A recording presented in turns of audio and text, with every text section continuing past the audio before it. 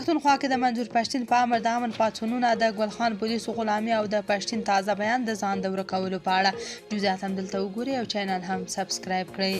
کله چې دا ګل خان پولیس د پوځ لخوا وهل کیږي او یا د مرګ خولې ته ورکول کیږي نو همدا پښتانه پرې ویر کوي او ملاتړ کوي، خو همدا غلام ګل خان پولیس بیا د خپل بادار په امر د امن په لارون کوونکو حملې کوي. د پښتون قومي عدالت جرګې په امر نن د جمعې په ورځ په ټول پښتون وطن کې سراسري پاڅون پیل شوی دی. دا د جنوبي پښتونخوا په ژوب شیراني ولسوالۍ کې د پاکستاني پوځ د عملیاتو او جوړې کړای شوې ترهګرۍ پر خلاف راوتلي خلک دي. دوی وایي نور په پښتون وطن کې ډالري جګړه ورته د منلو نه دی، پر وړاندې به ودرېږي.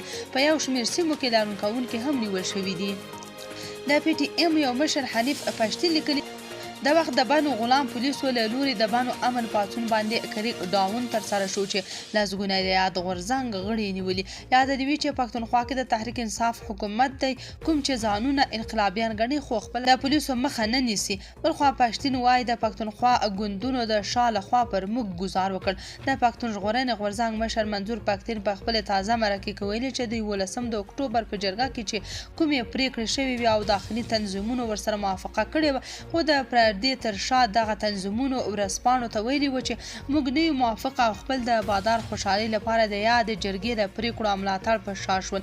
هغه ویلي دوی د پښتنو د مشرۍ په چپنه پټ یوازې د خپل هغه هدف دپاره راغلي و چې غوښتل یې دښمن ته زموږ د رول او پالیسۍ خبر ورسوي. د هغه په وینا چې له مرګ څخه نه ډارېږي، له ګیلمن او نورو یې وینه ګرانه نه ده، خو د غورځنګ ملګرو ورته ویلي که نوموړی ونیول شي نو پی ټي ایم ته به لویه ضربه ورسیږي او د عادي ملاتړو روحیه به خرابه شي، نو ځکه د احتیاط لپاره ځان څنډې ته کړی دی.